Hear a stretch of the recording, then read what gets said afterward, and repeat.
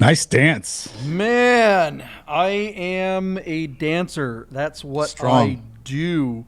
Because, I mean, look, I'm in the land of nightclubs. My name is John Polnik. We record this show in downtown Las Vegas. There's a nightclub right there. There's a nightclub right there. There's a bar over there. I mean, that's all we do is we just sit around and we dance. Along with my partner, Michael Deeb from San Francisco. What is happening? Welcome back to Bid Nerds, everyone. Yay. He says, "Yay." Okay, that's what my partner. That's his contribution to the show today's. Yay. It's just it. There's just flat. That's it. We are low energy this morning. We're recording this show. What we do on this show is we dig through all the automotive enthusiast auction sites like Bring a Trailer, Cars and Bids, P-Car Market, Marked, and all the other ones. We find the most interesting car of the day. We have a discussion about that car. We make a prediction as to what that car will auction for. And then at the end of the show, we tell you what happens with that auction. So stick around to the end, and we'll tell you exactly how much the car we talk about today sells for. If there's a car that you want us to talk about in the future, send us a link in the comments below, or DM us. And no, you know what? Don't DM us. Do it in the comments. Comments are better. Just like subscribing, liking, and hitting the notification button. Look at this. Look at this. Michael Deeb got me one of these. It's a big Cousin Mark. Fist.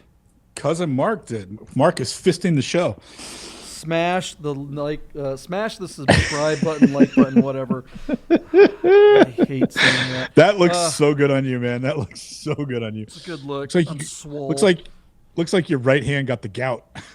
That's right. I gotta get some ointment. Guys, let's get to the car. You didn't sign up for this to find out about our skin conditions. You're like, hey, yes. I want to know what the most interesting car of the day is. Look at this. Let me tell you, today's car is Bitchin'. Weird Science. Look at this bad boy. Weird Science. Good reference, JP. Was it Kelly LeBrock was the love interest in that movie? She was the super hottie of the 80s. Yes. Yeah, Bill Paxton. God rest his soul. Holy moly. All right, JP, what we're looking at here on Bring a Trailer is let me find it in my notes, a 1989 Ferrari Mondial T Cabriolet. All of that is to say this is Ferrari's 2+2 convertible with ridiculously low miles, 15,000 miles, offered out of Mount Kisco, New York. The owner of this car has had the car for 24 years. So that's long ownership and really, really low miles. Judging by the photos, this car looks to be in, even by Ferrari standards, really excellent condition. It looks to be like a really nice car. The Mondial is powered by the 348 3.4-liter V8. It's interesting because this is a 2+2 seater and it still maintains its mid-engine configuration. In this configuration, this was the first of the mid-engine Ferraris where the motor ran north-south instead of transversely east-west. The 3.4-liter motor was good for about 300 horsepower and over 200 pound-foot of torque. It does have a 5-speed manual transmission and a limited slip differential, which is nice. Did you know, John, that these cars also came with adjustable suspension and staggered with 16-inch alloy wheels? I don't think these wheels were magnesium, but I do believe they were alloy. I think there's 7s in the front and 8s in the back. They're not really big. And while we all love the 5-star design, these ones are kind of convex, and I don't really like the shape of these particular wheels. But overall, the car is it's really controversial. You know, it's one of those cars where you might look at it and say it's really pretty, and a lot of people might look at it and go, that's the ugliest Ferrari they ever made. Let me give you my quick, crude version of the Ferrari story. You remember Ford versus Ferrari? In the 1960s, all Enzo cared about was racing, and he only sold cars to make just enough money to keep the racing department going and competitive. So in the late 60s or mid 60s, Enzo was broke, and he couldn't sell enough cars to keep funding what he was trying to accomplish while racing. So the geniuses at Ferrari decided to solicit a bid for Ferrari from Ford in order to flush out an offer from Fiat. Fiat put in some money, some much needed cash to keep the lights on and Maranello. But later in the 70s and early 80s, Fiat wound up putting in more money and taking sort of the controlling interest of Ferrari. In 1982, when the Mondial 8 was released, that was, as I understand it, and I'm not a scholar, I'm just a fanboy, the first car that Fiat dictated Ferrari would create. They wanted them to create a 2+2. I imagine the bean counters at Fiat thought that this configuration would be a better competitor to all the money that Porsche was making, and perhaps even Aston Martin. And while Ferrari loved making two-seat front-engine V12s, it was the mid-engines that were making money, and I think the geniuses at Fiat thought that this car, with a longer wheelbase than the 308 GT4 Dino that it replaced, would be a strong seller. The trouble was this car wound up being a lot heavier, and the longer wheelbase did not help it handle. So this car was never a strong seller, even though they made it for about 9 or 10 years. The T, the 3.4 that this car is the last version of this car. It's the best performing of the lot. And in this instance, the convertible is worth more money than the coupe. So here's a car that had a $97,000 MSRP. It only has 15,000 miles on it. It does have a manual transmission. With almost every other gated Ferrari that we've seen, all the cars have taken on. 348s, GT4 Dinos, they've all gone through the roof. The Mondial versions are the only version of Ferrari in this big bubble of the market that haven't taken off. So our car has several days before it closes. It's only sitting at $26,000 on 2 bids. John, what are your impressions of this car, and where do you think it's going to go? Not sure where it's going to go, given the market is being a little weird. We'll get to that in a second. The thing I do know, though, is that I absolutely love these, man. I hate to admit it. And I don't think anyone watching the show at all would be surprised that I like a weird car. Weird Science was pivotal for me. Obviously, this car played a big role in that movie. Dirty Rotten Scoundrels. I remember seeing that movie at the beginning. With Michael Caine and Steve Martin? Michael Caine, Steve Martin. Steve Martin was grifting some poor, widow or whatever, and he was driving this car around in, was it Monaco or something like that, on the narrow streets. And I remember seeing that scene just going, oh my gosh, open top, that's bright hot. red car. Yeah. That's just so awesome. And, I've had the fortune of driving a few of these. I don't think I've ever driven this one. I don't think I've ever driven the T with the 348 engine. I've driven the lesser ones that, by Ferrari standards kind of sucked, but by all other cars standards, it was freaking amazing. And I always make fun of cabriophobes. This car absolutely is better in a drop top.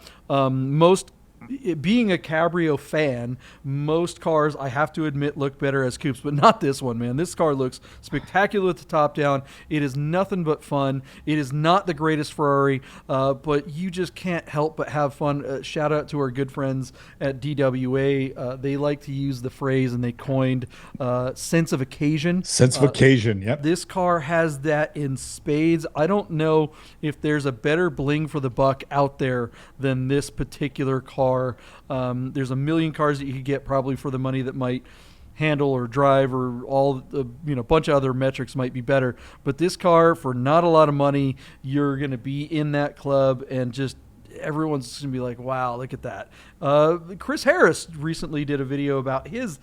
He did. I was going to say that. You saw it. Yeah. Yeah, and it's just like, I love these cars, and honestly, now that the market might be softening in general, I kind of feel like this might be a car that could be in my future. I think the 355s are just gone. There's no way, even if things soften, I think they're going to stay high price. 348s I'm still a pretty big fan of, but I think they're still also a little overpriced. I think this car just sits in a world where, man, they might be attainable, and I want one. Mm-hmm. So how much is it? What are they worth now, though, with this particular configuration? I don't know. It's so hard to quantify because, look, Wait, as really? the I red, don't know. People tune into the show because we're the bid nerds. We're I don't supposed to know. know. We can't say I don't know. Sure, we can. We're nerds. We don't. Half the people that watch the show, which is like 6, just said, "Oh, these guys don't know anything. Why am I here?" Yeah. As a nerd, I don't know should be an acceptable answer. Because I really don't. It's interesting as the red-headed stepchild of the Ferrari lineup. Values of these things are all over the board, and conditions of these cars is also all over the board. A lot of Mondials are the one Ferrari you might leave outside in the driveway, through the off months in the beating heat of the summer or the cold, crude winter. It's the car you might not make garage space for because it just never had any real value. So a lot of them are crap. That being said, the Ferrari market will always pay a premium for the nicest examples. And I think that is certainly what we have here. This car is at Hunting Ridge Motors, a small dealership that's owned by a guy named Mark Starr, who, John, is a huge Porsche guy. He always has really cool Porsches. So for him to represent this Ferrari, I'm guessing it's a really nice example. I would think that this would be a great car. That being said, trying to guess the value of a Mondial, boy, we're really nerding out here. John, it's only at $26,000. It's got a few days to go. Personally, I think this car should bring $100,000 based on what all the other gated Ferraris have. The market's a little soft. Mondial's a little weird. And I don't know if enough people appreciate that this is a T and not all the other Mondials that came before it. So I'm going to say $60,000, and I'm not very confident in my bid. I also don't think $60,000 is what this car is worth. If it lands at 60, I also guess that it's a failure to sell. I'm guessing that the reserve on this car is probably $75,000 or $80,000, but I don't know if it's going to make it here. Well, anyway, we'll see. What do you think? $75,000 or $80,000. I mean, has one of these ever sold for that much? I Yeah, mean, 348s probably. don't bring that at low miles. Well, but they do now. 348s are bringing over $100,000 all the time now. It's crazy. Well, I don't know. Again, this particular version being the last one. If this were one of the earlier ones, I'd say, 40 something, maybe 50. But gosh, 15,000 miles on the odometer. Yeah, I mean, it's at $26,000 with days to go, not just a couple of days. Yeah. I mean, this auction just broke. So at the time that we're recording this, it really has a long way to go. And we typically see most of the action at the end of the auction. We always say that most of the action comes in the last half hour, but we've really seen a bunch of examples recently where that late flurry isn't happening as much as we used to see it. Is it because people aren't sitting around at home on their computer while they're pretending to work as much as they have been in the last 2 years? Are people actually working now? Looking at this driving video, I mean, it's not spectacular, but look, it just looks so fun to be in that space. I really want this car. Sense of occasion. Sense of occasion. What was your number? 60? What? 60. Yeah, 60, which I think is a spot on bid for somebody who really has no idea what this car is worth. Like, it's tough to say. I'm going to say 55. Just park it under you and just say right. these cars just don't have the love. This one really does look like it should. Usually when you see the interiors, they're just ratty. It's kind of like the old 964s were so cheap for so long before they were appreciated. So many of them just got, trashed. Like you said, a lot of people just left their Mondials out in the driveway. I think these cars just were so abused and unloved. And unmaintained too. This car is up on maintenance. Is that true? Yeah, Is it? Yeah. Everything's up to date on this car. Nerd tip of the day. These are 16-inch wheels. The 348s came on these almost like throwing star looking 17-inch wheels. Yeah. Those wheels look fabulous on this car, and they fill out the wheel wells really, really well. Like, they look good. They look like they came on the car. So if I own this car, John, I'd be in the market immediately for a set of 348 wheels and throw them on there, and then that's it. Set it and forget it. You said the suspension's adjustable on these. Does that mean ride height adjustable? So you I have no idea. I read it off the window sticker, which is a photo of which is included in the bucket of images. It said adjustable suspension, and I was like, make a note of that, because I would not have guessed that a Mondial had adjustable suspension, but something in there is adjustable. I would assume it's the ride height, but I do not know. Those wheels you're talking about and dropping this thing 1.5 inches would just look Done. Yeah. Set it and forget it. Yeah. That'd be hot. That'd make What it do really you guys hot. think? The Mondials, are they unappreciated? Are they underappreciated? Is now their time? Have the other Ferraris on the market with gated transmissions just taken off so much that the rising tide will rise all ships in the Could be. Ferrari Bay? Or will the Mondial be left behind on the sandbar in the muck with all the clams? Yeah. Or will it bring all the clams? Ha ha! I did that. Let's find out right after this.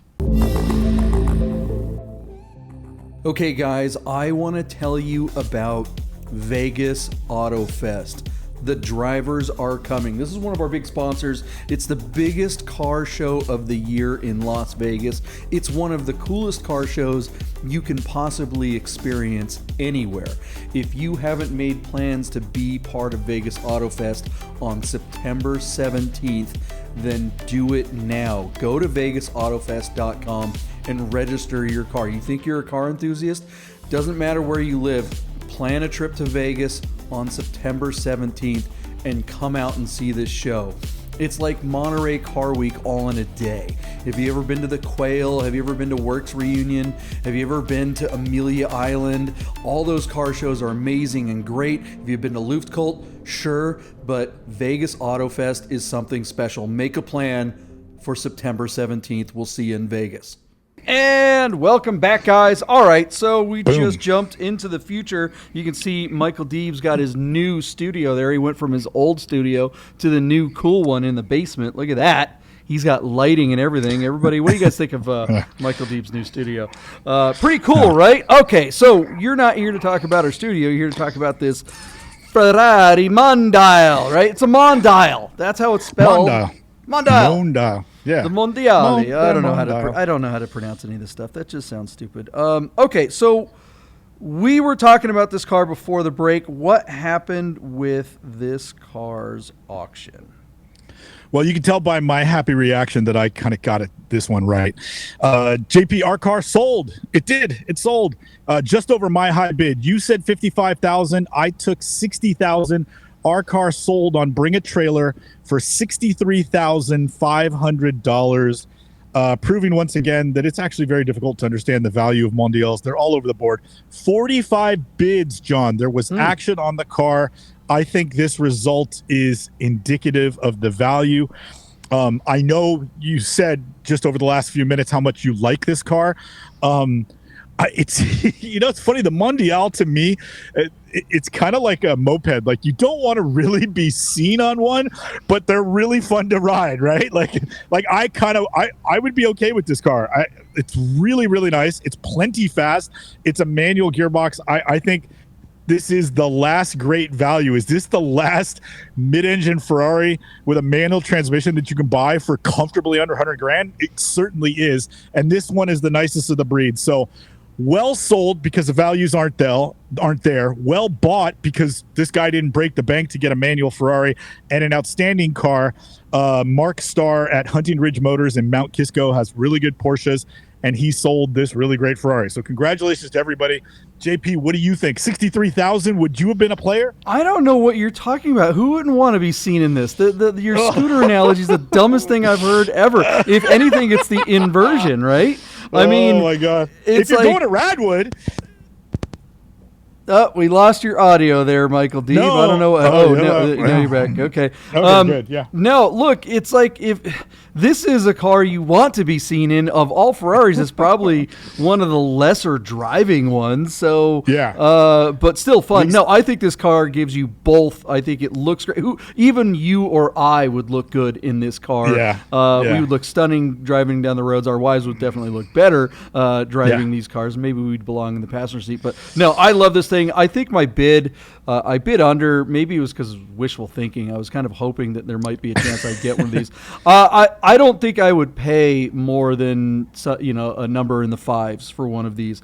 I think if there is a we've all talked. If there is any kind of correction in the prices of cars coming, this car is certainly one, kind of like a house in Phoenix. It'll be the first to get whacked in the real estate market and the last to recover. If you've got a patch of sand and a house in it, that's just not something someone wants as much as maybe one in a mountain on a coast or something like that. But anyways, no, this car is gorgeous. If you're going to be stuck with a car, this is definitely one to be stuck with. I love it. Wish I had it in my garage.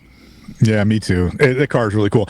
Listen, 50,000 will probably get you the nicest of the lesser motored versions of this car, like a 328 or a Quattrovalvo motor. I think 45, 50 grand will get you the nicest one. But for 63,000 to get the 348 motor, I'd still say this is a tremendous value. Even if it drops down a little bit in the coming correction, I wouldn't be too worried about it. I think you're really safe at 60 grand for this car. Nicely done.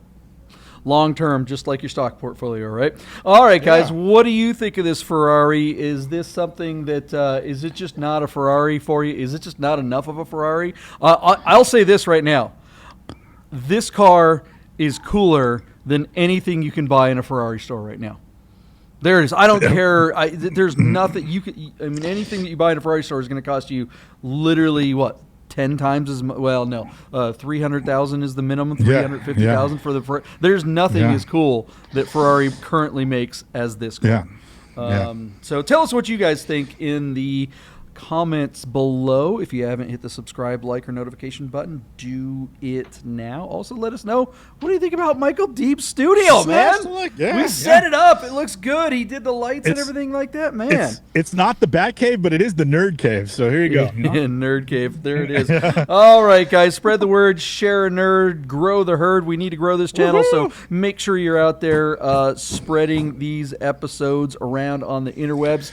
Other people want to know that there are nerds like them, just waiting for them to join us. So there it is, guys. Thanks so much for joining us. I'm trying to do something else on the technical side here. Hit the button. Yeah, I'm trying to hit the button. Where's the thanks for watching? End the show. End the show.